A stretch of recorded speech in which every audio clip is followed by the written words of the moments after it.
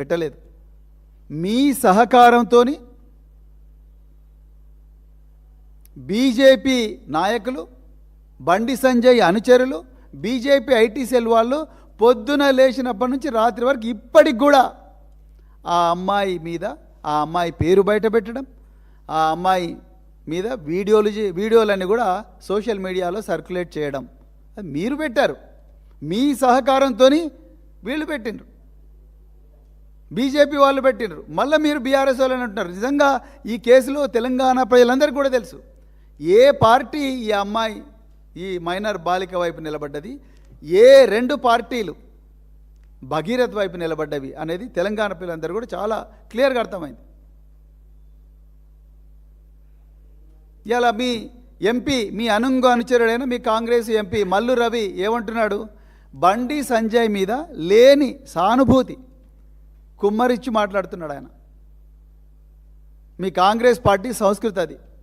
మీ గాంధీ భవన్లో కూర్చొని ఒక మైనర్ బాలికను మల్టిపుల్ టైమ్స్ అత్యాచారం చేసిన ఒక దుండగుడికి సానుభూతిగా ఈరోజు మీ నాగర్ కర్నూలు ఎంపీ మల్లు రవి గారు మాట్లాడుతూ ఉన్నారు.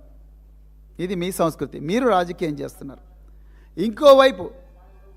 ఇంకోవైపు పైడి రాకేష్ రెడ్డి ఆర్మూరు ఎమ్మెల్యే, ఆయన ఇది ఈ మైనర్ బాలిక మీద అత్యాచారం అనే విషయం కానీ, లేకపోతే ఈ పోక్సో కేసు వ్యవహారం కానీ, ఇదంతా కూడా బాబా మరదళ్ళ లాంటి సంబంధం అని చెప్పేసి పైడి రాకేష్ రెడ్డి గారు అంటున్నారు. ఇది మీ సంస్కృతి, ఇది మీరు నేర్చుకున్న సంస్కృతి, మీకుండే అలవాట్లు, మీకుండే సభ్యత, మీకుండే సంస్కారం, మహిళలు చిన్నారి పిల్లల పట్ల మీకుండే గౌరవం, మీ చులకన భావం మీరు మాట్లాడే మాటల్లోనే తెలుస్తున్నది. బీఆర్ఎస్ నాయకులు ఎవ్వరు కూడా నోరు జారలేదు. బీఆర్ఎస్ నాయకులు ఈ మైనర్ బాలిక కోసం రాత్రనక పగలనక ప్రతి గ్రామంలో, ప్రతి నియోజకవర్గంలో కూడా రోడ్డెక్కి ఎర్రటి ఎండలు కూడా పోరాడుతూ ఉన్నారు. ఒక్కరోజైనా మీ బీజేపీ మహిళా నాయకురాలు మాట్లాడినరా? ఒక్కరోజైనా మీ కాంగ్రెసు నాయకులు రోడ్డెక్కినరా వీళ్లకు న్యాయం జరగాలని? మీ గాంధీ భవన్ బీజేపీ ఆఫీస్ ఎదురుగానే ఉంటుంది కదా. ఒక్కరోజైనా మీ యూత్ కాంగ్రెస్ వాళ్ళు కానీ, మీ మహిళా కాంగ్రెస్ వాళ్ళు కానీ అక్కడ రోజు దందలు చేసి దళారీ పని చేసే మీ నాయకులందరూ కూడా గాంధీ భవన్ నుంచి రోడ్డు దాటి బీజేపీ ఆఫీస్ పోయినరా రేవంత్ రెడ్డి గారు? మీకు మా గురించి మాట్లాడే అర్హత ఒక్క నిమిషం కూడా లేదని సందర్భంగా నేను చెప్తా ఉన్నా. ఇక మూడవది మీరేమంటున్నారు? మరి పోక్సో కేసు చాలా సెన్సిటివ్ కాబట్టి నేను మాట్లాడతలేను. కేటీఆర్ గారు ఎందుకు మాట్లాడుతూ ఉన్నారు? కేటీఆర్ గారు ఎప్పుడు కూడా దీని గురించి మాకు డైరెక్షన్ ఇచ్చారు.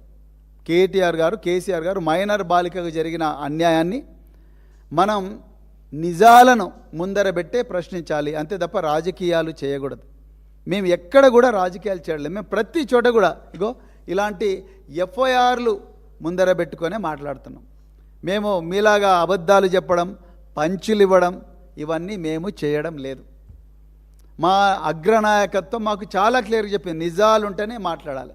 కరీంనగర్లో బండి సాయి భగీరథ్ ఎఫ్ఐఆర్ తీసుకొని పేట్ బషీరాబాద్లో ఆ తల్లి ఇచ్చిన కంప్లైంట్ కాపీ ఆమె మాకిస్తే ఆ కంప్లైంట్ కాపీని ముందర పెట్టుకొనే మాట్లాడినాం. మీరు బయటికి సమాచారం పొక్కనివ్వకుండా బండి సంజయ్ని, బండి సాయి భగీరథ్ను కాపాడాలని శతవిధాలా ప్రయత్నం చేస్తున్నా సోషల్ మీడియాలో వస్తున్న సమాచారాన్ని నిర్ధారించుకొని దాని తర్వాతనే ఈ ప్రెస్ మీట్కు వచ్చింది బీఆర్ఎస్ పార్టీ. మా నాయకులు కేసీఆర్ గారు, కేటీఆర్ గారు మాకు నేర్పించింది ఇదే. ఈ విషయంలో కూడా మీలాగా మేము పచ్చి అబద్ధాలు చెప్పలేదు. అక్కడ నిందితుడు లొంగిపోతే మీరు నాకాబందీ అని అంటున్నారు. ఎవరికి నేర్పిస్తున్నారు నాకాబందీ? మాకు తెలియదా? మేము పోలీసు ఉద్యోగంలో చేయలేదా నాకాబందీ? బందోబస్తు ప్లాన్ చూపించండి. ఎంతమంది ఆఫీసర్లు అనేసిండ్రు? పచ్చి అబద్ధం చెప్పినావు కదా రేవంత్ రెడ్డి. మీరు ప్రధానమంత్రి నరేంద్ర మోడీకి రాష్ట్ర పోలీసులందరూ కూడా ఆయన బందోబస్తులో ఉండగా 10,000 మంది పోలీసులు తీయండి, 10,000 మంది పోలీసుల లిస్టు, మీ బందోబస్తు ప్లాన్ చూపించండి. పేట్ బషీరాబాద్ డీసీపీ ఎక్కడున్నారు? ఆ రోజు పేట్ బషీరాబాద్ ఇన్స్పెక్టర్ ఎక్కడున్నారు? వాళ్ళ టవర్ లొకేషన్ మీరే ముందర పెట్టండి. మీ దగ్గర అన్ని సాధనాలు ఉన్నాయి కదా, మీరే ముందర పెట్టండి. మీ రకరకాల బృందాలు మీరు ఢిల్లీకి పంపించినాం, ఇంకా ఇతర ప్రాంతాలకు పంపించినాం అన్నారు, కరీంనగర్ పంపించినామన్నారు. మీరు కరీంనగర్లో ఎప్పుడు మీరు కరీంనగర్లో బండి సంజయ్ ఇంటికి రైడ్ చేసిండ్రు? హైదరాబాద్లో ఉండే జూబ్లీ హిల్స్ ఇంటికి ఎందుకు మీ బృందాలు పోలేదు? ఎక్కడ పోయిన మీ బృందాలు? ఎక్కడ పండుకుంటున్నారు? ఏ డబాలో పండుకున్నారు మీ బృందాలు? ఎవరు ఆ బృందాల నాయకులు? వాళ్ళ రోజు చేసిన పని చూపించండి. మళ్ళీ మీరు అబద్ధాలు చెప్తా ఉన్నారు, మా బృందాలను అక్కడ పోయినా ఇక్కడ పోయినా అని. మీ బృందాల టవర్ లొకేషన్లు ఇవ్వండి. బండి సాయి భగీరథ్ టవర్ లొకేషన్ తీయండి, ఇప్పుడు మీకు తెలిసిపోతుంది ఎక్కడ బృందాలు ఉన్నాయి. బండి సంజయ్ టవర్ లొకేషన్ తీయండి, 2 నిమిషాలు అర్థమైపోతుంది ఈ బృందాలు ఎవరి కస్టడీలు ఉన్నాయి. వాళ్ళు ఉంటే మీ కస్టడీలో ఉండాలి, లేకపోతే బండి సంజయ్ కస్టడీలో ఉండాలి. ఇది తెలంగాణ ప్రజలందరికీ కూడా తెలుసు. అందుకొరకే మీరు మే 15వ తారీఖు నాడు వేటి న్యూస్ వాళ్ళు పెట్టిన కాంక్లేవ్లో మీరు నిస్సహాయంగా ఒక రాష్ట్ర హోంమంత్రిగా 1,00,000 మంది పోలీసులకు బాస్గా మీరు అడుక్కుంటున్నారు ఒక నిందితుడి తండ్రిని, ఒక సహనిందితుడిని. బండి సంజయ్ ఏ విధంగా సహనిందితుడిది ఇప్పుడు నేను చెప్తా. ఒక సహనిందితుడిని, ఒక నిందితుడి తండ్రిని మీరు నిస్సహాయంగా అడుక్కుంటున్నారు, కాళ్ళ మీద పడి ప్రాధేయపడుతున్నారు. దయచేసి సరెండర్ చెయ్యి. నువ్వే ఇవ్వాలంటావు, మళ్ళీ ఇవ్వాలి నువ్వే నాకాబందీలో దొరికిండు అంటున్నావు. నువ్వే సరెండర్ చేయమంటావు, అడుక్కుంటున్నావు, మళ్ళీ మీరే నాకాబందీలో దొరికిండు అంటున్నారు.